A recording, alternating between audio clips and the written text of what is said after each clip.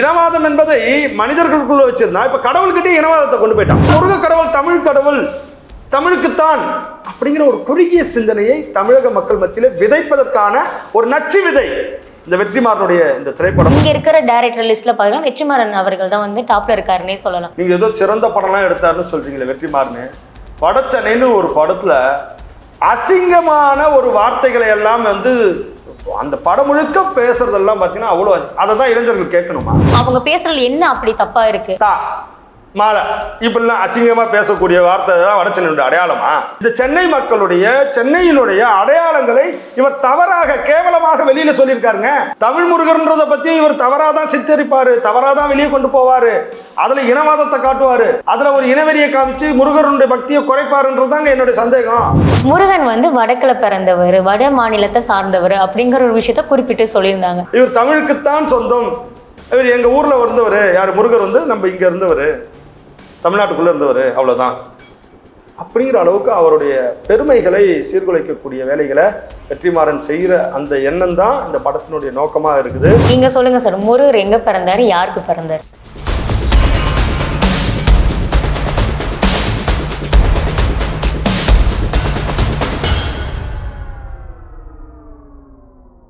வணக்கம் சார். வணக்கம்மா. எப்படி இருக்கீங்க? நல்லா இருக்கேன் சார். முதல் கேள்வியா இப்போ எல்லாரும் பேசிக்கொண்டு இருக்கிற ஒரு முக்கியமான விஷயம் என்னன்னா, வெற்றிமாறன் சார் இயக்கத்துல தனுஷ் அவர்கள் நடிக்கிற படத்தோட போஸ்டர் வந்து வெளியாயிருக்கு, தமிழ் முருகன் அப்படின்னு.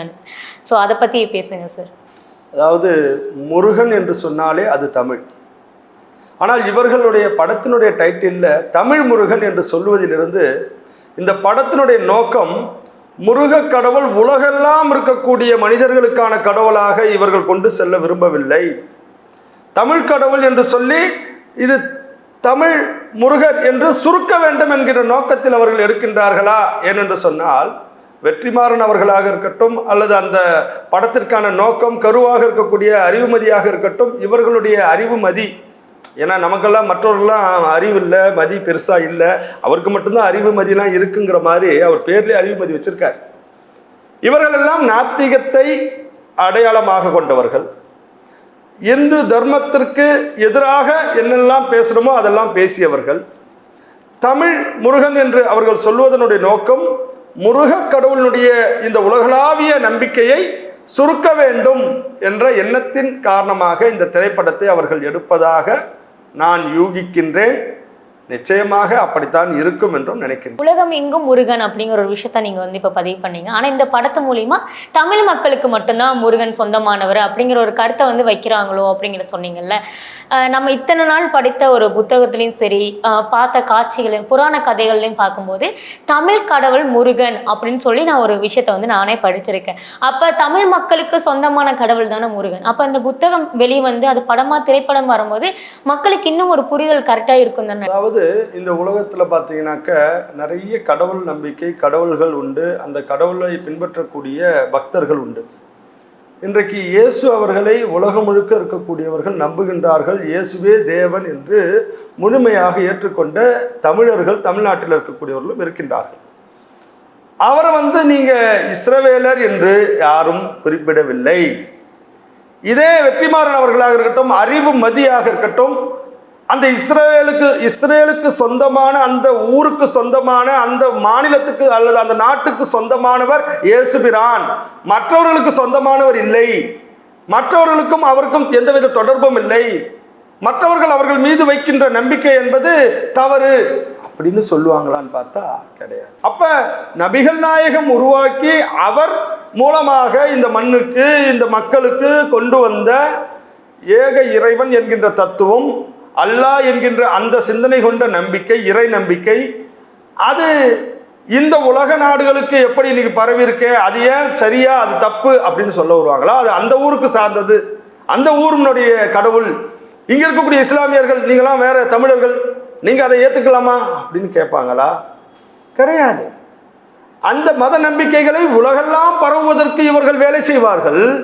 ஆனால் முருக கடவுள் உலகெல்லாம் இருக்கக்கூடிய மக்கள் மத்தியில கொண்டு செல்ல வேண்டும், அவர் உலகத்தில் இருக்கக்கூடிய மக்களுக்கு எல்லாருக்கும் நன்மை செய்யக்கூடிய ஒரு கடவுள் அப்படின்னு நாம நினைச்சு சொல்லி செஞ்சா, நாம அந்த உருவாக்கணும்னு நினைச்சா இவர்கள் என்ன பண்றாங்கன்னா அவரை மனிதராக்கணும். இயேசு கிறிஸ்துவை நீங்க பார்த்தீங்கன்னாக்க அவர் மனிதராக பிறந்து அதிசயங்கள் செய்தார் என்று சொல்லி இன்னைக்கு இருக்கக்கூடிய வரலாற்று ஆய்வனங்களை பார்த்தா அப்படி சொல்லலாம். ஆனால் அப்படிலாம் இல்லை. அவர் தேவனிடத்திலே ஆசி பெற்று அவர் இந்த இறை தூதராக வந்து இங்கே மண்ணில் வந்து அதிசயம் செஞ்சார்னு சொல்லுவான். அப்போ முருகரை ஏன் வந்து நீ வந்து இந்த மண்ணுக்கான ஒரு கடவுள், உலகத்துக்கான கடவுள், இந்த உலகத்தில் இருக்க அத்தனை பேரை ரட்சிக்கக்கூடியவர் முருகப்பெருமான் அப்படின்னு சொல்லுங்க. அது இந்த தமிழ் மண்ணிலிருந்து புறப்பட்டவராக இருக்கலாம். இன்னைக்கு அப்துல் கலாம் தமிழராக இருக்கலாம், ஆனால் இந்த உலகத்துக்கான விஞ்ஞானி, இந்த உலகத்துக்கான மனிதர். அப்ப அந்த மாதிரி முருகரை வந்து நீ எல்லா இடங்களுக்கும் கொண்டு செல்வதற்கான முயற்சிகள் செய்வதை விட்டுவிட்டு அவர்களுடைய அந்த இறை நம்பிக்கையை குறைக்க வேண்டும் என்ற மிக மட்டமான எண்ணம். முருகருடைய பெருமை உலகெல்லாம் போகக்கூடாது. ஏங்க இன்னைக்கு கேரளாவில் இன்னைக்கு நாம வந்து நிறைய பேர் சொல்லுவாங்க ஐயப்பன் தரிசனத்துக்காக தமிழ்நாட்டில இருந்து எல்லாம் போறாங்கன்றாங்கல்ல. கேரளாவில் முருகர் வழிபாடு எந்த அளவுக்கு, ஐயப்பன் வழிபாட்டை விட கேரளாவில் முருகர் வழிபாடு தாங்க அங்கே அவங்களுக்கு ரொம்ப ரொம்ப ரொம்ப ரொம்ப முக்கியம். அவர்கள் என்ன தமிழ் கடவுள் அதனால நாங்கள் வந்து பெருசாக கும்பிட மாட்டோம்னு சொல்றாங்களா? இவர்கள் தானே இந்த இனவாதம் பேசுறது. இனவாதம் என்பதை மனிதர்களுக்குள்ள வச்சிருந்தா இப்ப கடவுள்கிட்டே இனவாதத்தை கொண்டு போயிட்டான். இந்த கடவுளே இனத்துக்குள்ளவர், இனத்துக்குள்ளதான் இருக்கணும். அப்படி இல்லைங்க. யாதும் ஊரே யாவரும் கேளீர் என்று கலிப்பூங்கன்றனார் எத்தனை ஆண்டுகளுக்கு முன்னாடி சொல்லியிருக்கிறார் இந்த தமிழ் மண்ணிலே. அப்ப நாம பறந்து விரிந்தவர்கள்.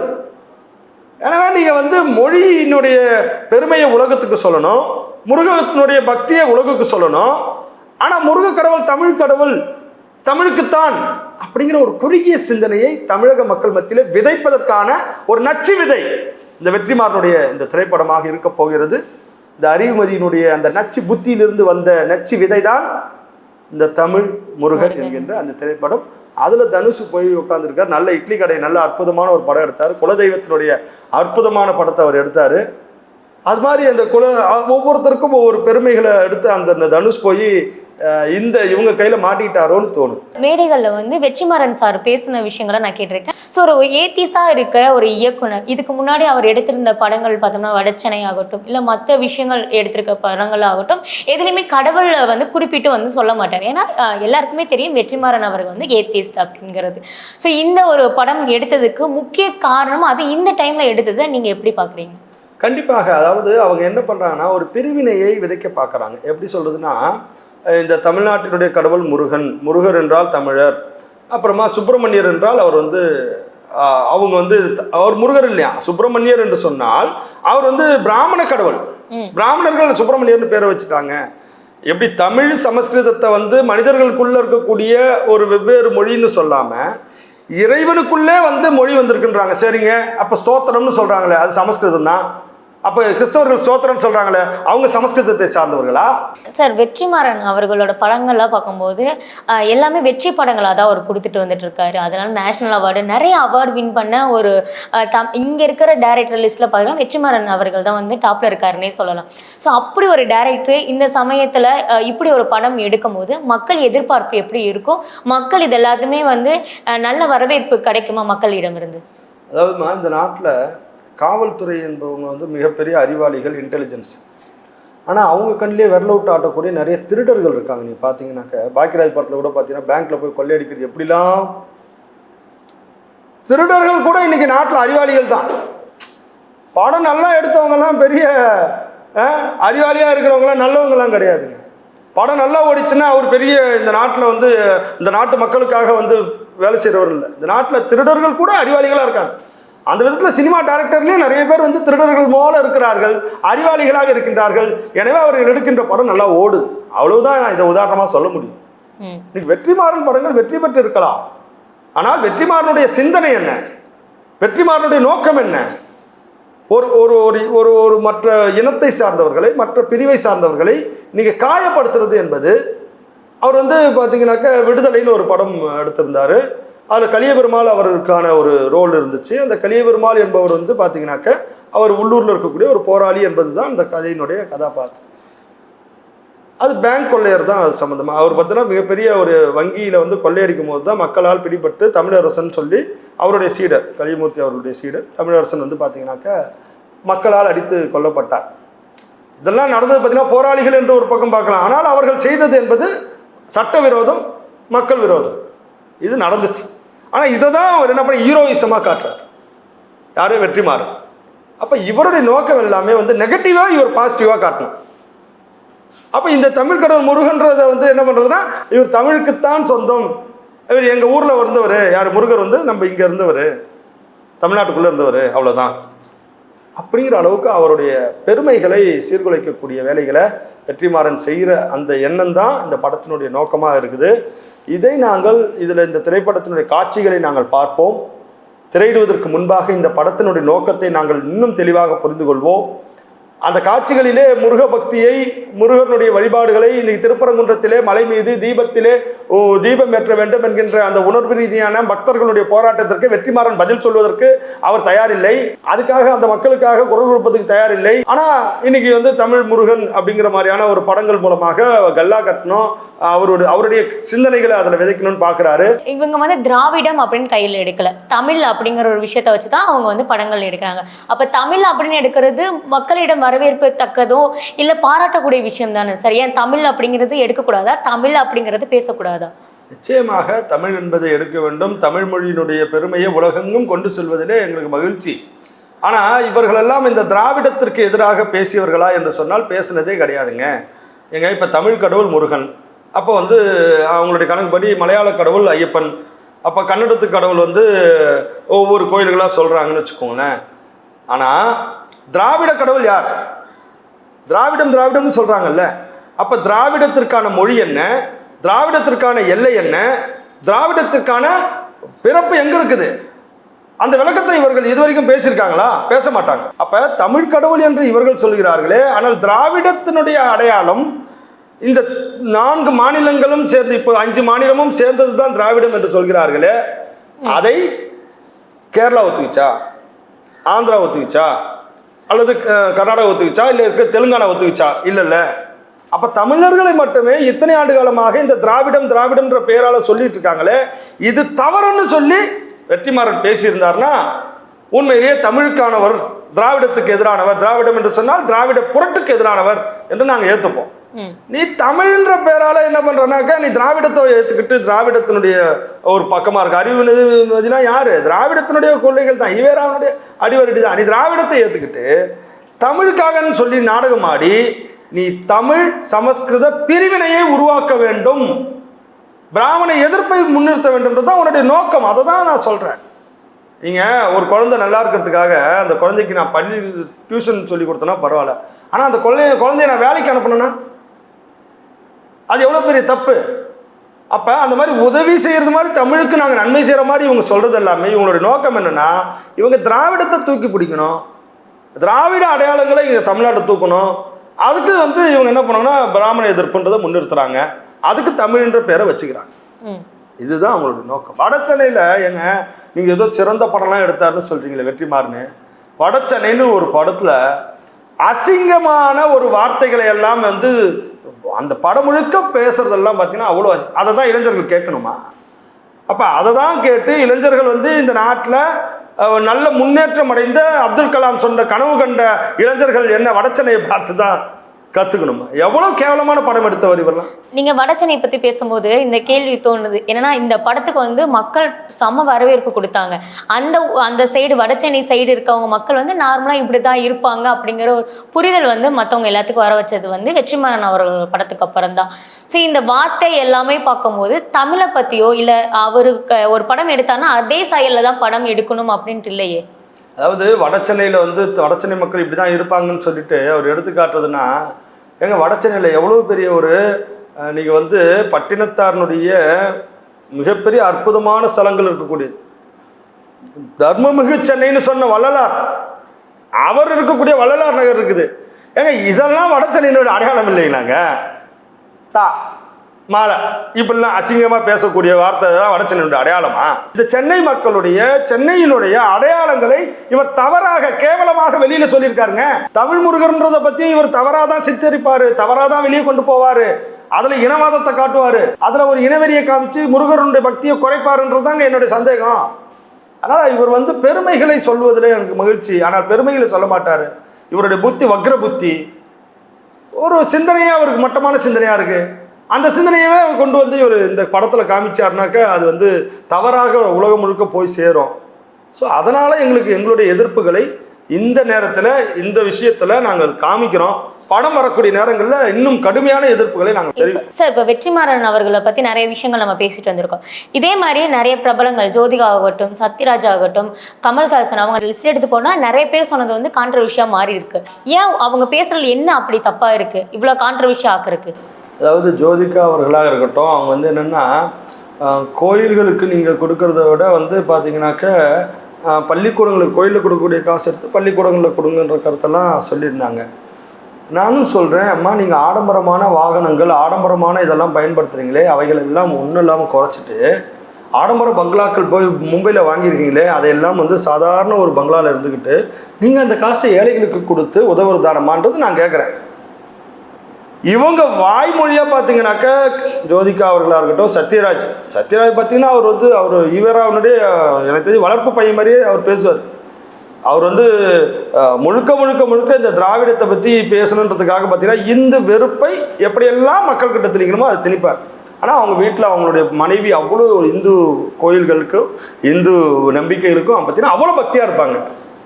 அவங்களுடைய குடும்பமே பார்த்தீங்கன்னா ஒரு இந்து மதத்தினுடைய பக்தி கொண்ட குடும்பம் தான். ஆனால் கமலஹாசன் நீங்கள் சொல்ல வேணாம், அவர் எப்போ இருந்தாலும் இந்து குழப்பவாதிகள்லேயும் குழப்பவாதி யாருன்னு கேட்டால் கமலஹாசன்.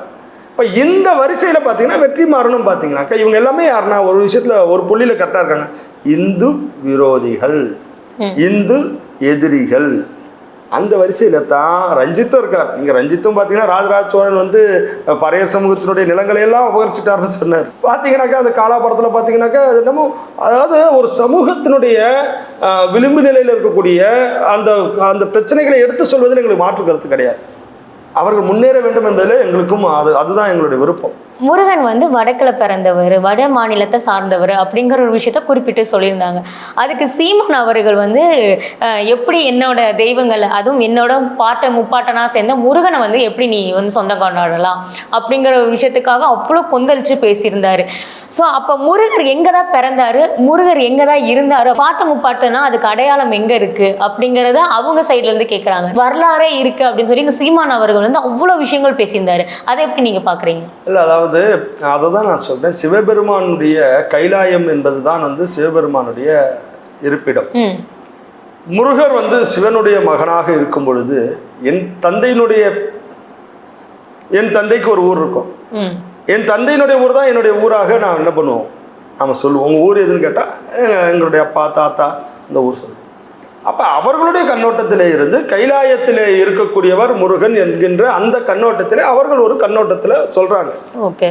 ஆனால் இங்கே வந்து நாம் வந்து அவர் தமிழ் மண்ணிலே தமிழ் தான் முருகர். நீங்கள் முருகர் என்று சொன்னால் அதுக்கு வந்து தமிழ் வேற முருகர் அல்ல, ரெண்டும் ஒன்று தான். அப்போ தமிழ் மொழியை இந்த மண்ணில் வந்து பார்த்தீங்கன்னா அகத்தியர் மூலமாக இந்த மண்ணிலே தமிழுக்கான அத்துணை விதமான இலக்கியங்களையும் இந்த கொண்டு வந்து உருவாக்குவதற்கு காரணமாக இருந்து வாழ்ந்தவர் முருகர்.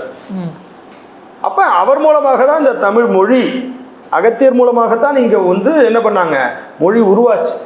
இது நம்முடைய புராண காலத்தினுடைய நம்பிக்கை.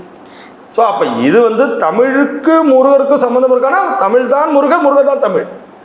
அவருடைய பிறந்த இடம்னு பார்க்கும்போது அவர்கள் பார்வையில் இருக்கக்கூடிய நம்பிக்கை என்பது கைலாயம் தான் சிவபெருமானுடைய இருப்பிடம், அங்கு இருக்கக்கூடிய தகப்பனாருடைய ஊர் தான் முருகருடைய ஊர். ஆகவே அது வடக்கே இருக்கக்கூடிய ஊர். இன்னும் சொல்ல போனாக்க கைலாயம் என்பது இன்னைக்கு வடக்கில் கூட இல்லை, சைனாவில் இருக்குது. சார், நம்ம நிறைய விஷயங்கள் வந்து இப்போ பேசிட்டு வந்திருக்கோம். தமிழை பற்றியும் தமிழ் கடவுளை பற்றி பேசிட்டு வந்திருக்கோம். ஸோ விசிக தலைவர் திருமாவளவன் வந்து ஒரு விஷயம் வந்து சொல்லியிருக்காரு. ஒரு உருண்டையாக இருந்தால் வந்து மசூதி, கூம்பா இருந்தால் சர்ச்சு, எங்கே அசிங்கமான சிலைகள் இருக்கோ இந்து கோவில்கள் அப்படின்னு சொல்லியிருக்காரு. ஸோ அதை எப்படி பார்க்குறீங்க? அதாவது வக்ர புத்தி உள்ள எண்ணமாக இருந்தால் வக்ரமாக தான் தெரியும். ஒரு குழந்தைக்கு ஒரு தாய்ப்பால் கொடுத்துருக்கக்கூடிய அந்த ஒரு நிகழ்வு நடந்து கொண்டு இருக்கும்போது உண்மையாக ஒரு நல்ல மனிதராக இருக்கக்கூடியவர் ஒரு தாய்க்கும் ஒரு குழந்தைக்கும் உள்ள அந்த பந்தத்தை மனதிலே நினைப்பார்கள். காமவெறியோடு ஒருவர் இருக்கிறார் என்று சொன்னால் அவருடைய பார்வையிலே அது காமமாக தெரியும். ஒரு அசிங்கமான பொம்மை என்று ஒரு கோயில்களிலே இருக்கக்கூடிய சிலைகளை பார்க்கிறார் என்று சொன்னால் அவருடைய எண்ணங்களிலே அவ்வளவு மிகப்பெரிய கேடான புத்தி இருக்கிறதாகத்தான் மக்கள் எண்ணுகின்றார்கள், அந்த கருத்திலிருந்து மக்கள் புரிந்து கொள்கின்றார். உண்மையிலே சொல்ல போனாக்க கோயில்களிலே இந்த மாதிரியான சிலைகள் இருக்கிறது அப்படிங்கிறது வந்து பார்த்தீங்கன்னா, தமிழர்கள் இதுதான் தமிழ் என்று சொல்லிக் கொண்டிருக்கக்கூடியவர்கள் தமிழர்களுடைய பாரம்பரியத்தை தெரியாமல் பேசுகின்ற பேச்சு. ஆனா அவரே வந்துட்டு நிறைய கோவில் திருவிழாக்களையும் கும்பாபிஷேகங்களையும் கலந்து கொண்டு தானே சார் இருக்காரு. ஆமாங்க, அதுதாங்க. அவருக்கு வந்து கூழுக்கு ஆசை மேசைக்கு ஆசைங்கிற மாதிரி அவர் ஓட்டுக்காக வந்து கோயிலுக்கும் போவார், மற்ற மதத்தை சார்ந்தவர்களுடைய ஓட்டுக்காக கோயிலுக்கும் இழிவா பேசுவார். இதுதாங்க நடந்துக்குது. இதுதான் வெற்றிமாறனுடைய புத்தியும். வெற்றிமாறனுடைய புத்தி என்னன்னா, இவர் வந்து தமிழ்னு சொல்லி தமிழை வைத்து பிழப்பு நடத்துறதுக்கான முயற்சி பண்ணுவார். அதே சமயத்தில் இந்து எதிர்ப்பு, பிராமண எதிர்ப்பு, சமஸ்கிருத எதிர்ப்புன்னு சொல்லி என்ன பண்ணுவார், மற்றவர்கள் மத்தியில் அந்த திரைப்படத்தை பார்க்க வைக்கணும், நெகட்டிவாக சொல்லி இவர் வந்து இதை ப்ரமோஷன் பண்ணணும் அப்படிங்கிறதுக்காக எண்ணத்தோடு தான் இவங்க இருக்கிறாங்க. அதனால் திருமாவளவன் அவர்கள் அந்த விஷயம்லாம் சொன்னதெல்லாம் பார்த்தீங்கன்னாக்கா பிறகு வந்து அவர் அதுக்கான மறுப்பல்கள்லாம் நிறையா சொல்லிட்டாரு. கோயில்களிலே இருக்கக்கூடிய சிலைகளுடைய காரணம் இன்றைக்கு திரைப்படங்கள் இருக்கின்றது, இன்றைக்கு மருத்துவர்கள் இருக்கின்றார்கள், இன்றைக்கு ஒரு குடும்ப வாழ்க்கை வாழ்வதற்கான அவங்களுக்கு சொல்லிக் கொடுக்கறதுக்கு ஆள் இருக்குது. அன்னைக்கு அதெல்லாம் இல்லை. அப்போ ஒரு விழாக்களுக்கு வரக்கூடிய அந்த பாமர மக்கள் அவர்கள் அந்த கோயில்களில் இருக்கக்கூடிய கோபுரங்கள் மூலமாக சில விஷயங்களை கற்றுக்கொண்டு அவர்கள் குடும்பம் நடத்துவதற்கும் வாழ்க்கை நடத்துவதற்குமான ஒரு இடம், கல்விக்கூடம். அப்படிதான் இன்னைக்கு யோசிக்கணும். இன்னைக்கு வந்து நான் வந்து ஒரு மெடிக்கல் ஸ்டூடெண்ட் போயிட்டு ஒரு மருத்துவம் பார்க்கக்கூடிய ஒரு உடலை பார்த்தோன்னா மருத்துவத்துக்கான பயன்பாடாக தான் பார்க்கணும். ஆனால் இவங்க என்ன, அதே மாதிரி தான் அன்னைக்கு இருந்த மக்களுக்கான ஒரு அன்றைக்கு குடும்பம் நடத்துவதற்கான ஒரு கலைகளை அவர்கள் சிலைகளாக வடித்து வைத்தார்கள். அவ்வளோதான், சிம்பிள். இன்னைக்கு அது தேவையில்லை. அதனால இன்னைக்கு கட்டக்கூடிய கோயில்கள்லாம் அது இல்லை. ஆனால் இதையே அசிங்கமான எண்ணத்தோடு பார்த்துருக்காங்கன்றது வந்து அவருடைய எண்ணம் அப்படிதான் இருக்கு.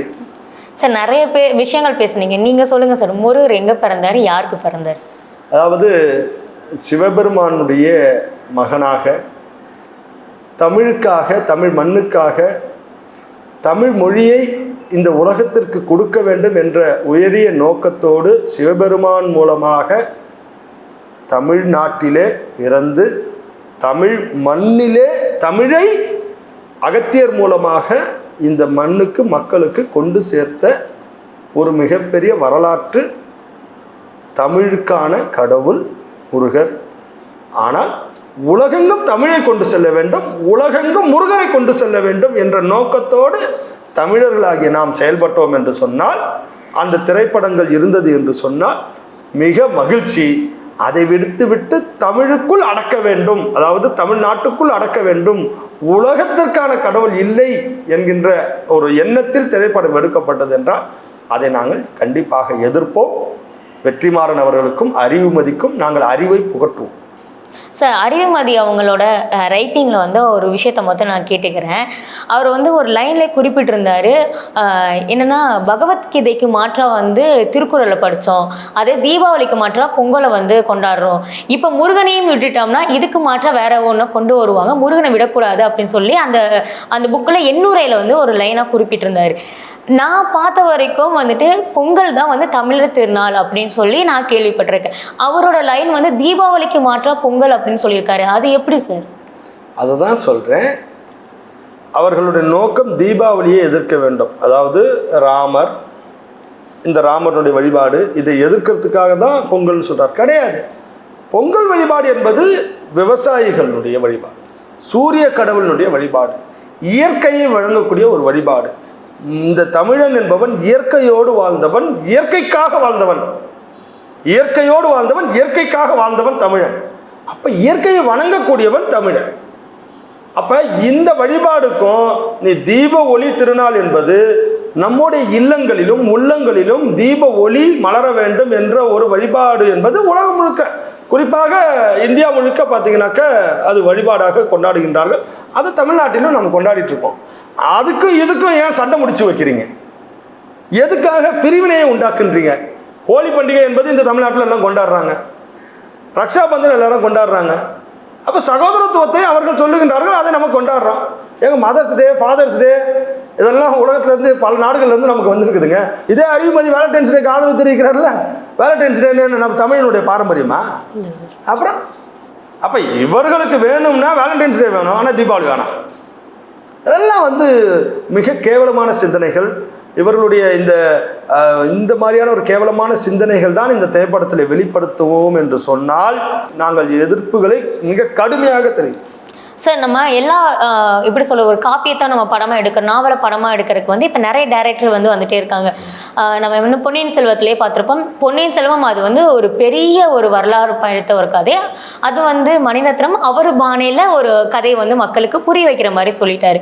ஸோ இந்த திரைப்படம் தமிழ் முருகன் அந்த படத்தை வந்து அப்படியே காவியத்தில் இருக்கிற மாதிரி அப்படியே எடுப்பாங்களா, வெற்றிமாறன் அவரோட சாயலில் இருக்கிற மாதிரி எடுப்பாரா? இது காவியமும் கிடையாது, உண்மை கதையும் கிடையாது, இவர்களுடைய கற்பனை கதை, இவர்களுடைய மன அழுக்கை வெளிப்படுத்தக்கூடிய கதை. அறிவுமதியினுடைய அறிவுகட்டத்தனத்தை வெளிப்படுத்துவதற்காக வெற்றிமாறன் மூலமாக தனுஷ் அதிலே மாட்டிக்கொண்டு வரப்போகின்ற படம். இது தமிழ் முருகனுக்கான படமாக இருக்க போறதில்லை, இவர்களுடைய வெறுப்புக்கான படம். அந்த ஒரு திரைப்படம் நிச்சயமாக ஒரு நல்ல உண்மையான கருத்தாக இருக்க வாய்ப்பே இல்லை. அதனால் இவங்க வந்து இந்த திரைப்படத்தின் மூலமாக ஏதோ ஒரு தவறான விஷயத்தை விதைக்க பார்க்குறாங்க. இது கண்டிப்பாக முருக பக்தர்களால் கண்டிப்பாக எதிர்க்கப்படக்கூடிய ஒரு படமாக தான் இருக்கும்னு நான் நினைக்கிறேன். ஆனால் இந்த படத்தை வெளியே வந்ததுக்கப்புறம் நிறையா பேசுகிற விஷயங்கள் வந்து ஆதரவு தெரிவிக்கிற மாதிரி தான் சார் பேசுகிறாங்க. முருகன் ஆமாம் தமிழ் கடவுள் தான், தமிழ்நாட்டை சேர்ந்தவர் தான், ஏன்னா வந்து குறிஞ்சி நிலத்தோட மன்னர் அவர் வந்து மக்களாக இருந்து தான் மன்னராக இருந்து தான் வந்து கடவுளாக இருக்கார் அப்படின்னு சொல்லி நிறைய பேர் ஆதரவு கொடுத்துட்டே தான் இருக்காங்க சார். ஆனால் நீங்கள் சொல்கிற பார்த்தி நாங்கள் எதிர்ப்போம், அதுவும் ஒரு முருகனோட ஒரு பக்தராக நான் கண்டிப்பாக எதிர்ப்பேன்னு நீங்கள் சொல்லியிருக்கீங்களே, அது எப்படி சார் எல்லாரும் ஆதரவு கொடுக்குற ஒரு படத்துக்கு நீங்கள் எதிர்ப்பு கொடுக்குறீங்க? எல்லாரும் ஆதரவு தராங்க, எல்லாரும் ஆதரவு தரான்றீங்க. அந்த எல்லாரும்ன்றது வந்து நீங்கள் எத்தனை பேரை நீங்கள் சொல்கிறீங்க, அல்லது எத்தனை பேர் உங்களுடைய நாலேஜுக்கு எல்லாரும் நிறைய ஜோதிடர்கள் சொல்லி நான் கேள்விப்பட்டேன் சார். இது இல்லைங்க, அதாவதுமா தமிழ் முருகர் அப்படிங்கிறது வந்து அது எல்லாருடைய எண்ணங்கள் தான், அதில் மாற்று கருத்து கிடையாது. அதில் இவங்க என்ன சொல்ல வராங்க, இவங்களுடைய கருத்து என்ன, அதுதான் நம்ம இப்போ வந்து விமர்சனத்துக்கு உள்ளாகுது. முருகர் தமிழ்ன்றதுக்கான எதிர்ப்புகள் யாரும் தெரிவிக்க போகிறது இல்லை, அது எல்லோரும் ஏற்றுக்கொண்ட ஒரு விஷயம்தான். ஆனால் நாம் இன்றைக்கி வந்து முருகருடைய வழிபாடுகளாக இருக்கட்டும், இன்றைக்கி வந்து திருமுருகாற்றுப்படையில் சொன்ன அந்த திருப்பரங்குன்ற மலை, அந்த திருப்பரங்குன்ற மலையினுடைய உரிமை பிரச்சனை வரும்போது இவர்கள்லாம் குரல் கொடுக்கலங்கிறது தான் என்னுடைய. அப்போ இவர்கள் முருகருக்கானவர்கள் அல்ல, முருக கடவுளுக்காக தமிழுக்காக இவர்கள் குரல் கொடுக்க மாட்டார்கள். இதிலே எப்படி சண்டையை உருவாக்கலாங்கிறதுக்கான ஒரு பிரிவினைவாதிகள், அந்த பிரிவினைக்கு தான் இந்த படம். Okay sir. ஸோ படம் வந்ததுக்கப்புறம் தான் வந்துட்டு நிறைய விஷயங்கள் இது பேசும் படமா இல்லை எல்லாத்தையும் வந்துட்டு குறை சொல்ல வைக்கும் படமா அப்படிங்கிறது படம் வந்ததுக்கப்புறம் தான், பேச படமா பேசும் படமா அப்படிங்கிறது படம் வந்ததுக்கப்புறம் தான் நம்மளுக்கே தெரியும். ஸோ இதில் வந்து கற்பனை கதைகள் எவ்வளோ இருக்க போகுது, இது உண்மை கதைகள் எவ்வளோ இருக்க போகுதுன்னு வெயிட் பண்ணி தான் பார்க்கணும். ரொம்ப நன்றி சார். தேங்க்யூ. நன்றி.